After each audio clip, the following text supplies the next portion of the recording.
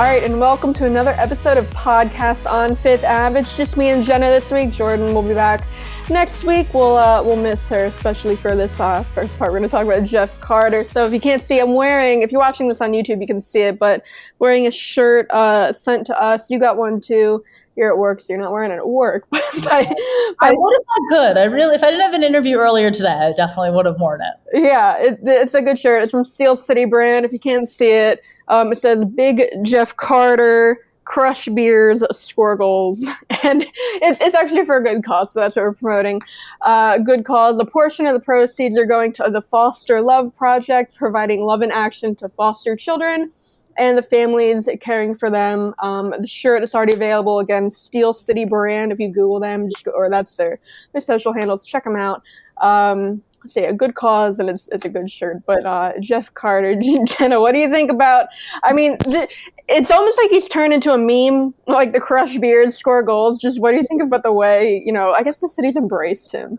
That's exactly it. It's just so perfectly fitting, and what a great partnership with Steel City, Jeff Carter, and the Foster Love Project. What a great way to give back in this way. But who isn't going to go get these just because of the fact, the Pittsburgh community in Jeff Carter's time here has just come to embrace him so much. It's so evident how much they love him, and it's so evident how much too, I think he loves the Pittsburgh community, and he'll kind of joke a little bit about, okay, yeah, I'm not really, the Bud Light Platinum, the party guy that, was days of the past for Jeff Carter. Although I don't really know if it was days of the past, because I still think if you offered the man some Bud Light Platinum and the opportunity to score more goals, he would do both of those things. But it's so cool to kind of see, the Pittsburgh community come together in this way and, just celebrate a guy who hasn't been here for a very long time by any means.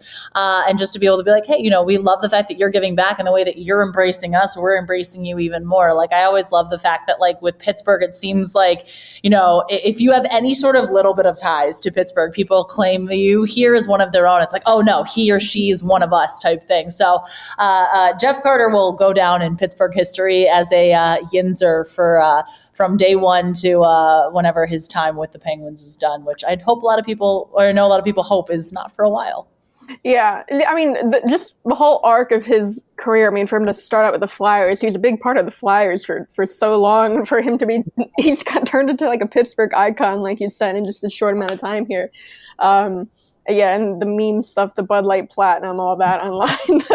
I am disappointed that last week when Big Ben took the ice that we didn't get a Big Ben and a Big Jeff Carter. That would have been just it writes itself. It really does. But yeah, good stuff from him. Good shirt against Steel City brand. Check them out. We do have some news to talk about. So when our last episode dropped on Thursday, that night is when the NHL issued its ruling on the appeal Brad Marchand filed for his suspension. So going way back to, 2 weeks ago by now.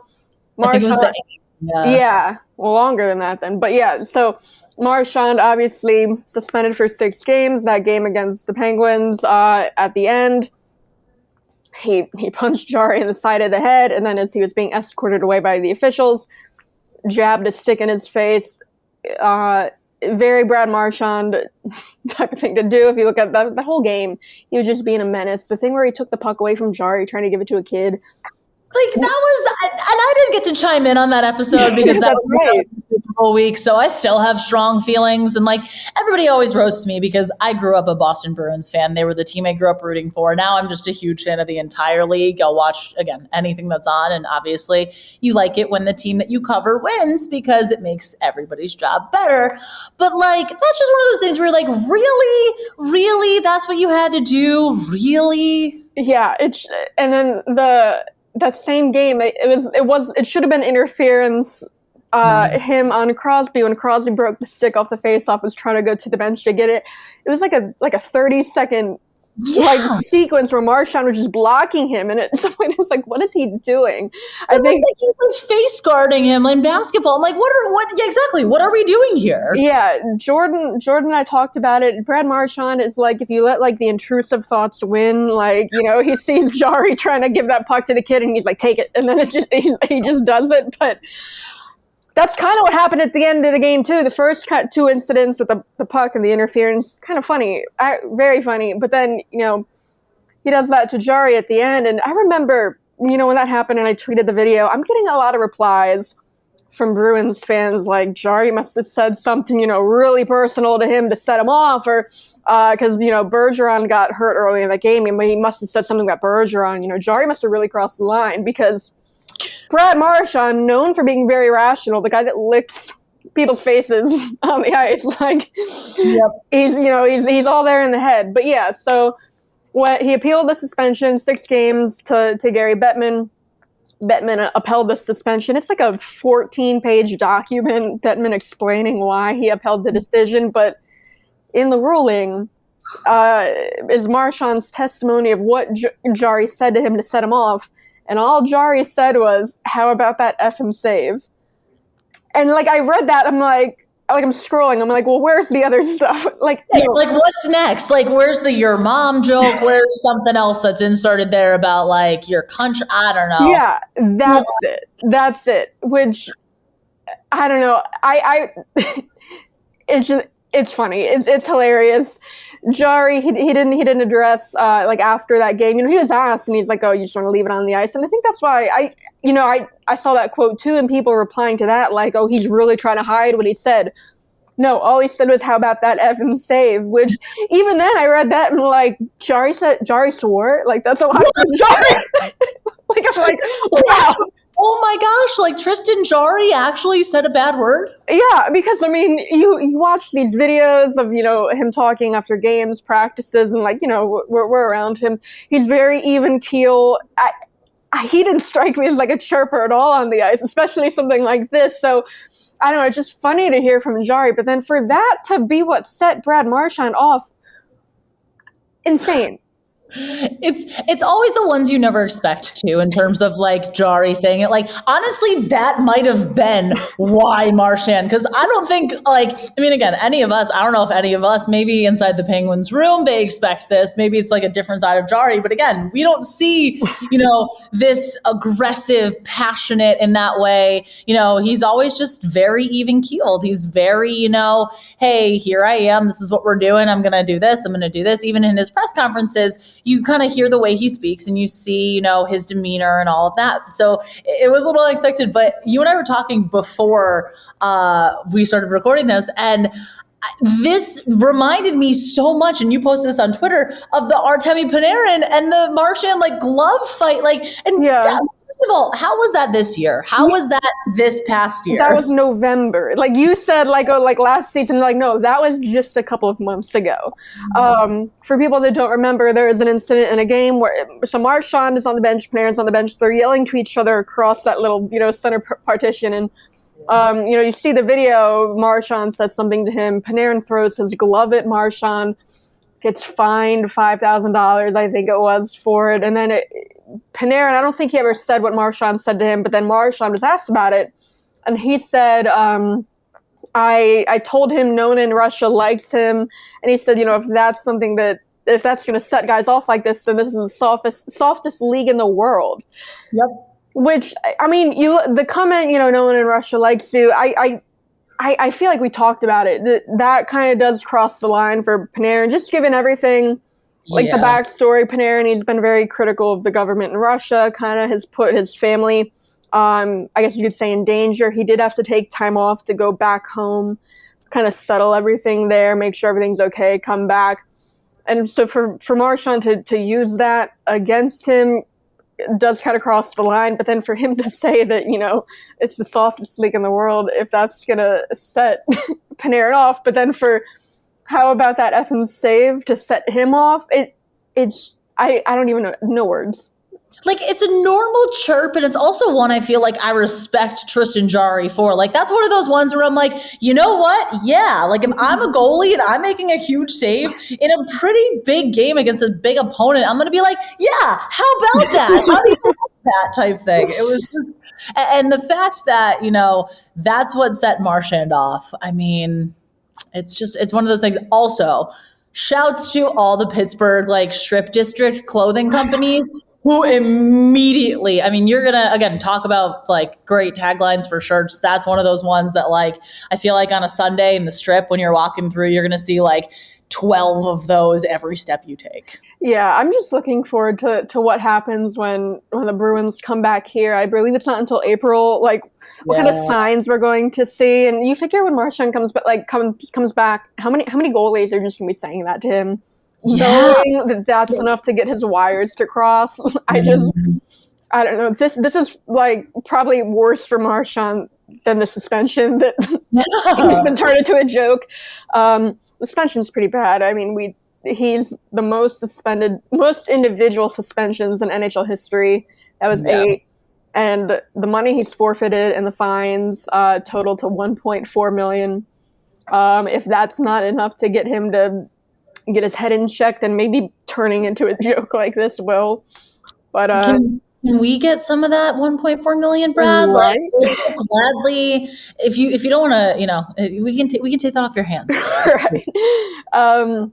We can move on from them. But other news to touch on: Chad Ruhwedel signed to a 2-year extension, so that kicks in next year.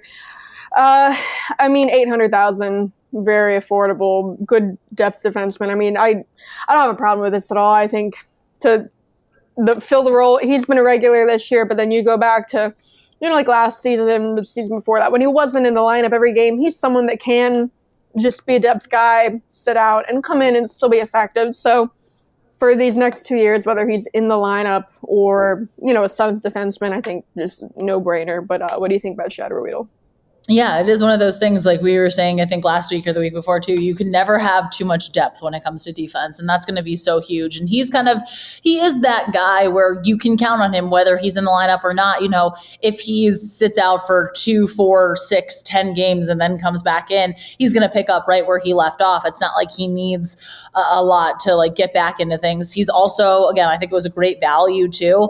And this is something too, I think it's going to turn into benefit for his game too, because he hasn't been that regular guy in the lineup. And now this year, with him being as regular as he is because of all the offseason moves, it's given him, I think, a lot of confidence in his game. And I think we're going to kind of see that stem. He can kind of keep playing the way he's playing. I don't think you can, I don't know, at least I haven't been paying like crazy close eyes on Chad Ruhwedel every single game, every single, part of the season this year.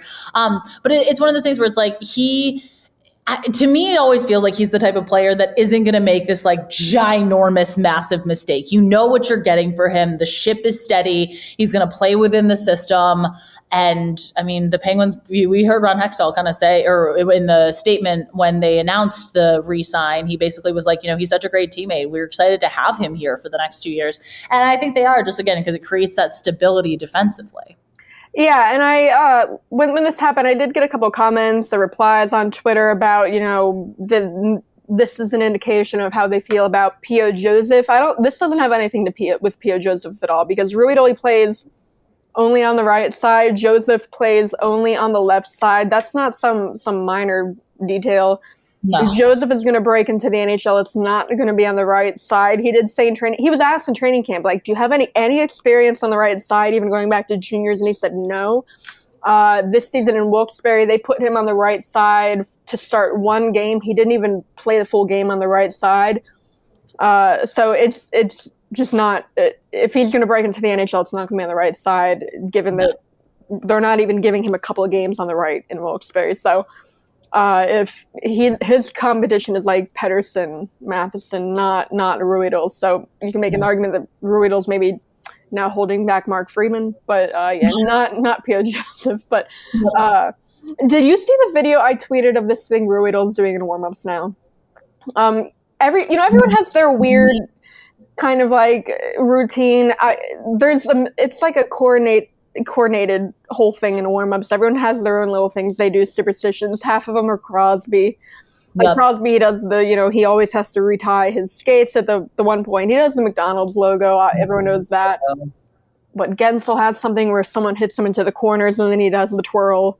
The spin. At some point, maybe within like the last 5 games, Marino and Ruhwedel have started doing this thing where you'll have to look at the video on Twitter. I mean, I was going to tweet another video on Thursday, but Marino like kind of waits for him at the McDonald's logo, and then like Ruhwedel comes behind him, and they just do this kind of coordinated like back and forth like skating type thing.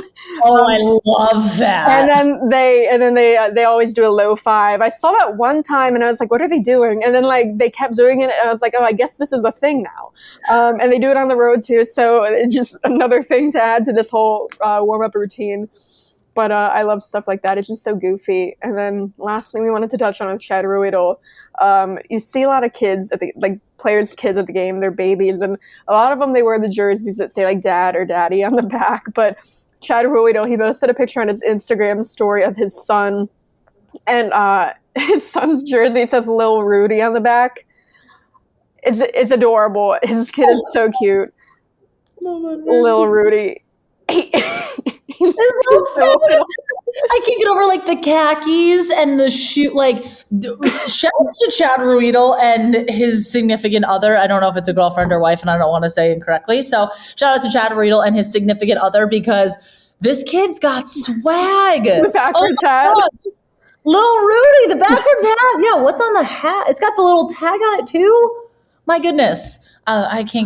Give me all of the cuteness. Give me all the little things. Brian Dumoulin's son has a jean jacket that has like a painting of his dad and says Lil Dumo on the back. I'm like, oh my, we need it. We talk about Nikita Malkin a lot too. That same game, Malkin had reposted a fan on his Instagram story. A fan had a poster. It was like a little girl, like Malkin's son's age, that had like, I'm in love with like Nikita Malkin, and Malkin reposted that on his story.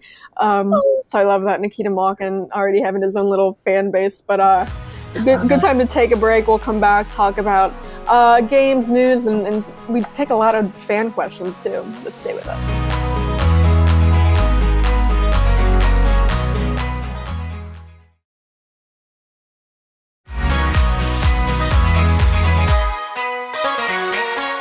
All right, welcome back to Podcast on Fifth Avenue. So we want to talk about the last game. When we're recording, this last game was against the Carolina Hurricanes. Penguins lost 4-3, and both Sullivan and the players said after that, this really felt like a playoff game. And you're looking down the stretch of the season, they're gonna see the Hurricanes 2 more times, and they got a really tough schedule coming up. And we talked about last week how the playoff field is really kind of set, and one of the teams they might end up facing is the Hurricanes. Just what were your impressions of that? I know you talked about, what would this be like in a 7-game series, but just what were your takeaways from that? Yeah, well, I tweeted after the game because it was 4-3, and it was one of those, Carolina, I felt like it was going to be a game where Carolina was going to establish dominance early, which I thought that they did. And then we saw the second period and the Penguins played the way that they did, especially the second half of that second period. And we heard Mike Sullivan say it after the game too. He liked their second half of the game. And I think there was a lot of good things to build off of. I think, there's so many little things and details that you can deep dive into. But after the game, I tweeted, I said, Pens and Canes, best of 7 series. Who says no? A lot of Penguins fans said no. And I'm like, are you worried it's because they would lose? I realistically think that would be a phenomenal 7-game series. And I think it would go 6 or 7. There's no doubt in my mind, because, the way that I'm looking at the NHL right now is I kind of see, things in tiers a little bit. And to me, I think the Penguins are kind of in that like 5 or 6 spot where they're just outside the top 4. I think in my eyes right now, at least the top 4 in no particular order, but it's Carolina, Florida, Tampa, and Colorado. And I think the Penguins are right there. They're 5 or 6. Like, I'm not saying by any means that they're a bad team. I'm not saying by any means that like, they're not in the top 4. I realistically would put them in the top 5, top 6, but this is going to be that stretch where we kind of see who this team is. And I've kind of like gone back and forth a little bit with that, but they're seeing, the Rangers. How do they match up against the Rangers? Are the Rangers this team that we think that everybody seems to think that they are this year? Are they as legit as what their record has been showing? Or when they play games against teams like the Hurricanes, teams like the Penguins within the division, how is that going to shake out?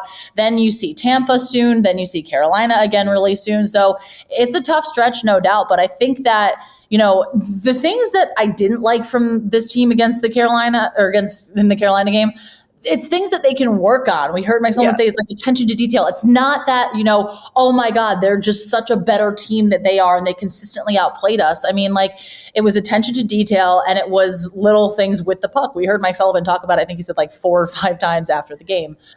I don't know. This would be a playoff series I would want to see because I think both teams bring such interesting dynamics too. And, Carolina's top line is phenomenal, but hey, the Penguins have a pretty phenomenal top line as well. Yeah, again, you mentioned, Sullivan, what he talked about, the problems in that game. It's not something about how, like roster construction or missing, it's things they can work on. And the two things he was pointing to, so to open the second period and the third period, Carolina scored 9 seconds in both times. And that's what he's talking about. The attention to detail was to start the second period because they lost the face-off and then everything after that. Jordan Staal, just the way he scored, it was just like a fluky bounce, and I think Letang tried to clear the puck out of the slot. He missed it. Jeff Carter tried. He accidentally put it right into Jordan Staal's body, and it went off of Jordan Staal and in. Yep. That's attention to detail. And then to start the third period, he called it execution, lack of execution. Lack of execution. Because that one, then they won the face-off. Crosby won it. He put it back to Dumoulin. Dumoulin tried to pass the puck up to, I think, Kessel, but Dumoulin turned the puck over, and it was like right like that. The Hurricanes capitalized. So stuff like that, that's not big, they need to go out and replace like Brian Dumoulin. No, that's not roster construction. That's just things they can work on, attention to detail, execution, stuff like that. So, I don't, as strong as the Hurricanes are, the Penguins really weren't that, outmatched. I mean, it was a 1-goal game, and you look at the way those 2 goals happened. It's not anything that they can't, come back from, work on, and come out on the better side, the next 2 games. Yeah, it is one of those things too. Again, like we're getting a benchmark of where they're at. Like, it didn't feel like the Carolina Hurricanes were completely way more dominant of a team than the Penguins. Like they've seemed very evenly matched, which is kind of, I mean, if anything, that should give Penguins fans a lot of hope about, this year and postseason, because again, we know what has happened in years past, and it's, I think we can talk about that for days on end, but this Penguins team knows that they don't want to have that again after the last 3 years that it's been that way. And granted, the pandemic changed things a little bit too, but this is they were evenly matched. It wasn't like Carolina was an outright better hockey team. It just came down to, again, attention to detail and execution. And when you're facing as strong of an opponent as Carolina, those details have to be so much more fine-tuned than they would be against, a Montreal or an Arizona. Again, this is a National Hockey League. We hear the players say it all the time, any given team, any given night. But the reality of it is you can't make these mistakes that may seem small at the time against these bigger opponents because they're so exacerbated. And you'll see, hey, Carolina's going to score on that where Arizona may or may not. Yeah. So probably a good time to move on. I again tweeted out asking for questions. We got a lot. We're probably not going to get to all of them just because there's so many. Some of these we kind of already touched on a little bit last week, but we can talk about, expand on. There were several questions to the effect of, are the Penguins going to trade Kasperi Kapanen? I think this is the one we touched on last week where I don't know what you would expect to get back from him at this point when his value is probably at an all-time low. So this might be something where maybe you move him out as a precursor to a bigger move. You trade him to somewhere like Arizona and you only get like a draft pick back. Yeah. To shed salary to, make a bigger move with another team. But I don't think you're going to move Kapanen and get a player back that's an upgrade. People, there are a couple of questions here. Their Penguins going to get a defenseman, upgrade on defense. You're not going to move out Kapanen and get back a defenseman or even a backup goalie that's better than what you already have. No, just again, the value right now is at an all-time low. If he goes on a scoring clip and is scoring, a goal, 2 goals every couple games, then maybe, yeah, things can change. But right now, with him being on in the slump that he's in, I just don't see really this team being, or other teams that are on the trade, looking for people on the trade market being like, oh yeah, we need to have this guy because we know he'll fit into our organization well. And like, he's not having success with the Penguins, he'll have success with us. I just don't see that being entirely crazily realistic in terms to get something, a bigger asset back than what you already have. Yeah. Again, so a couple of questions asked about Kapanen like that. Also a couple of questions about are the Penguins going to get Phil Kessel and are the Penguins going to get Marc-Andre Fleury, because both players are probably going to be moved to a contender. I think the Penguins could use backup goaltending. Maybe the Penguins could upgrade on the top 6. I don't think this is where it's going to happen. No. Both of them, the money is an issue because Fleury makes $7 million. Kessel makes, I believe, 6.8. The most a team can retain is half.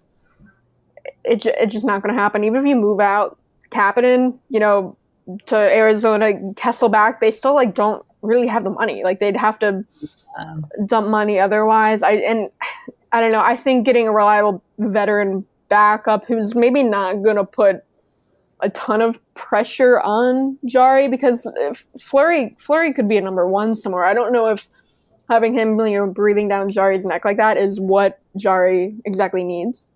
No, and especially, again, this team this offseason said, the front office said, he is our guy. We still believe in him. He is our number 1 guy. And he's shown that this season why he is that way.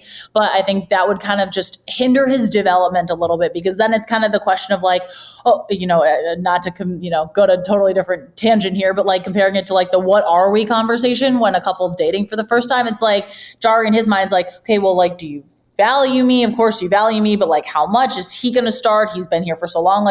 There would just be so many little factors in here. I just don't see it happening. And again, also the money.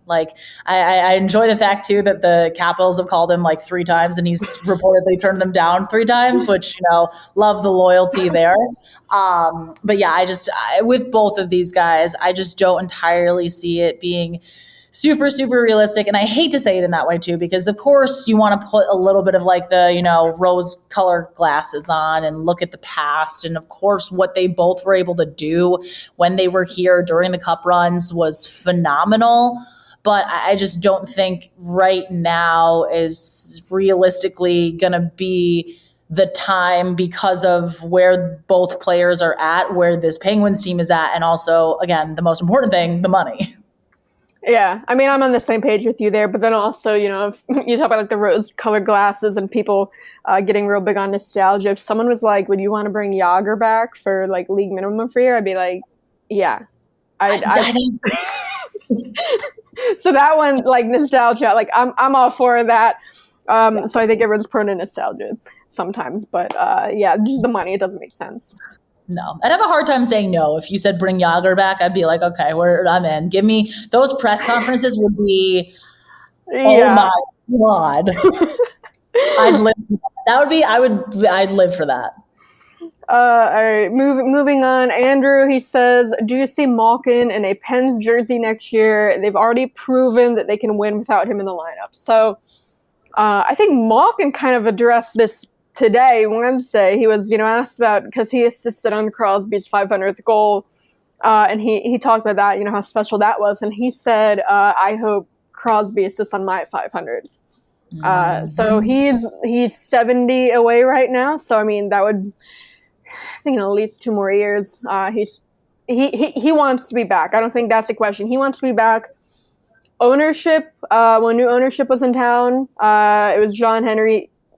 He spoke to, the chairman. He spoke to us, and he said, ownership wants to keep him around, the core around. So Malkin and Letang, Hextall's talked about how they're already having negotiations. So it really just seems a matter of, can they make the money work? And I think, Kapanen is a free agent. If you let Kapanen go, if you can find a way to maybe move out Zucker or Matheson, you can find a way to keep Letang, Malkin, and Rust, even factoring in a raise for Russ. But what do you think? I think like the way this is worded, they've already proven that they can win without him in the lineup. I think Andrew's trying to imply that they don't need him back or they should let him walk. They don't. But what do you think?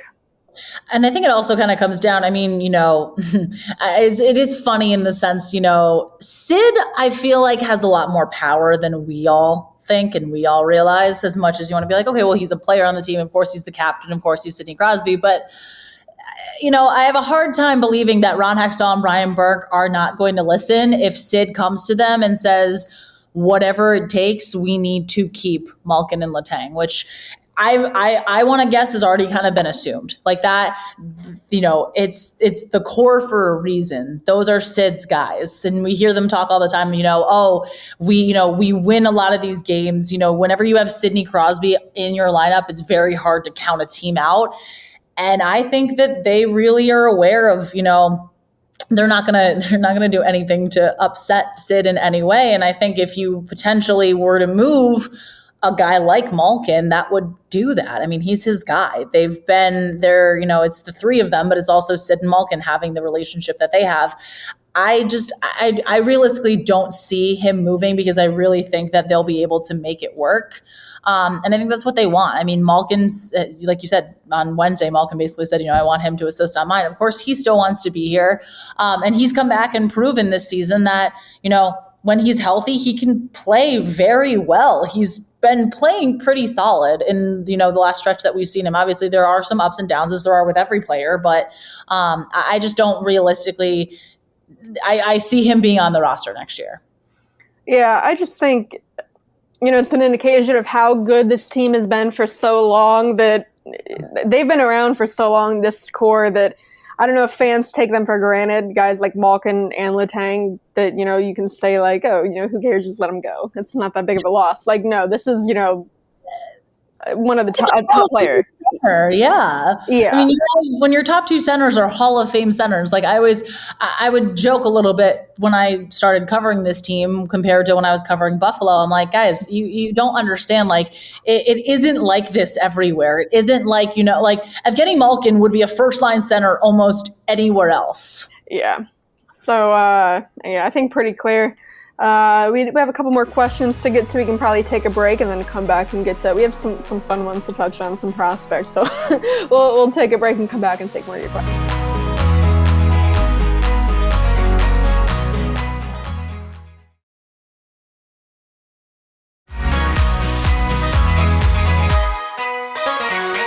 All right, and welcome back to Podcast on Fifth Avenue. We're taking more of your questions. Again, probably not going to get to all of them.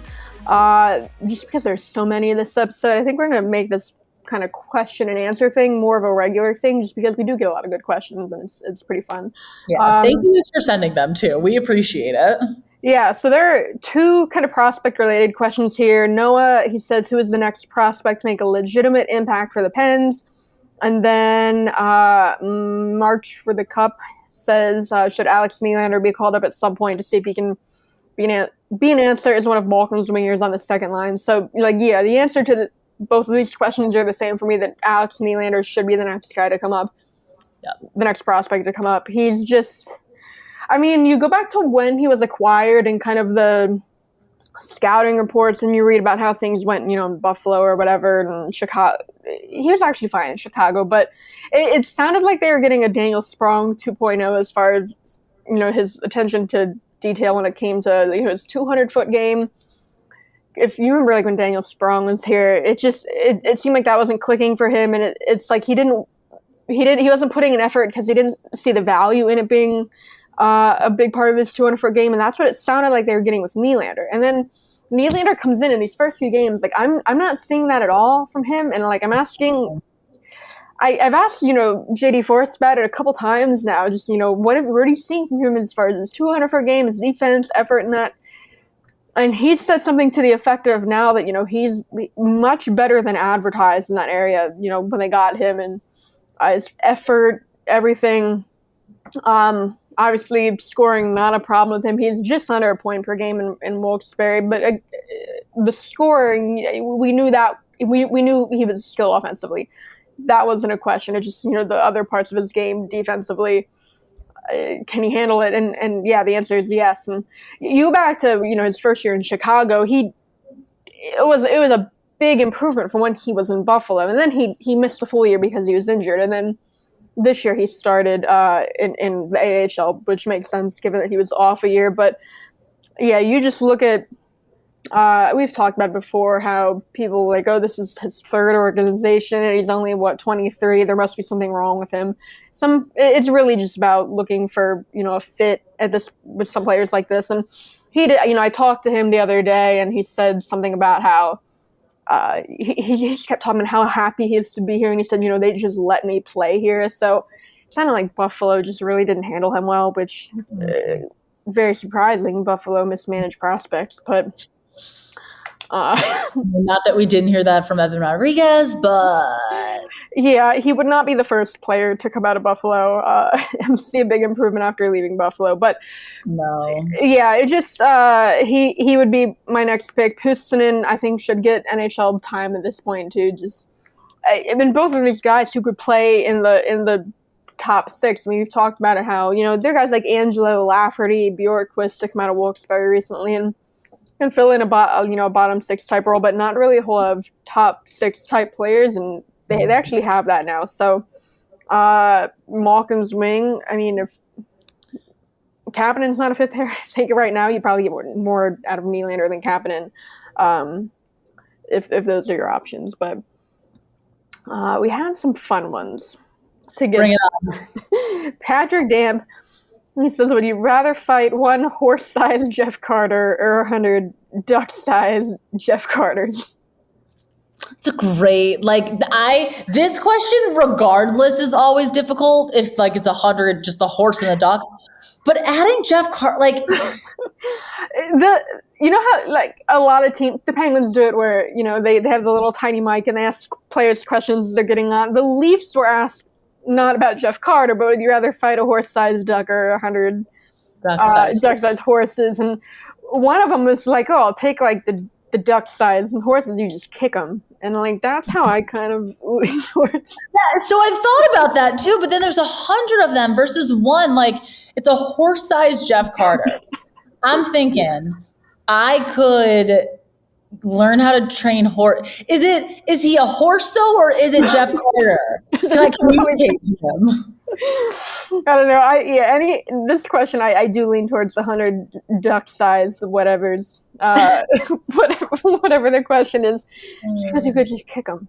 You could, but also I'm just if I can communicate with a horse-sized Jeff Carter, I'm gonna be like, yo, do you want to go grab some Bud Light Platinum so we can talk this out? And then I feel like that would be a good solution. I know. I don't think Jeff Carter wants to fight. And you figure he's also missing his 2 front teeth, so he really can't bite you. No, that's true. You know what? I'm going the horse. I'm going to horse-sized Jeff Carter. All right. We have another question. Big fan Mike DeFabo. He says, I'm scheduled to be a groomsman in a wedding on May 21st. If the Penguins are still playing, which player should I enlist as my taxi squad fill-in and why? This is a good question. For our listeners that don't know, Mike is my significant other.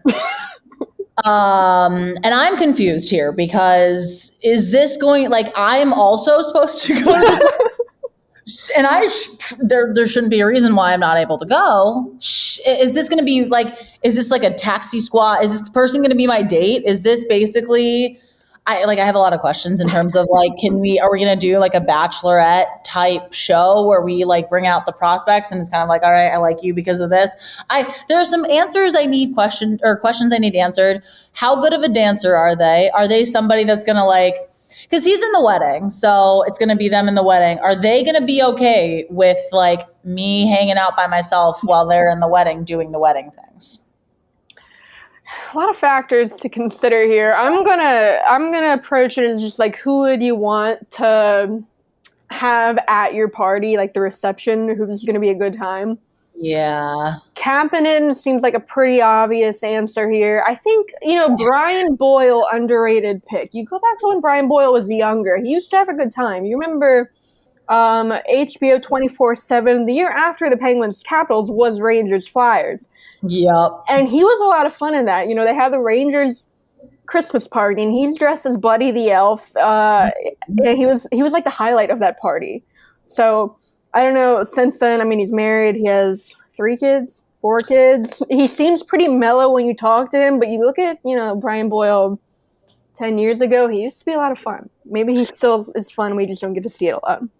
I think I found the perfect answer for this, and I think it's Mike Matheson. Mike, we've had a question before. We've talked about like who would you trust the most to watch your drink, and yes. Mike Matheson, no one's gonna do anything to your drink, but some of them they might just not take it that seriously, or like what, like Mike Matheson, I feel like he would like guard it with his life. Guard it. He would make sure, he would be like, okay, like I know that I'm in this wedding. Well, one, also the Mike name thing, it would work out because people would just say Mike, and it would be like, okay, that's who that is. I feel like he would be the type of person that's like, he would want to make sure that I was having fun, but not be like overbearing about it, where he'd be like, hey, we should go do this. Like, let's go check the photo booth out, or like, oh my God, So Mike DeFabo, if you can't fill in for this, if you can't go to this wedding, I'm bringing Mike Matheson. It's just going to happen.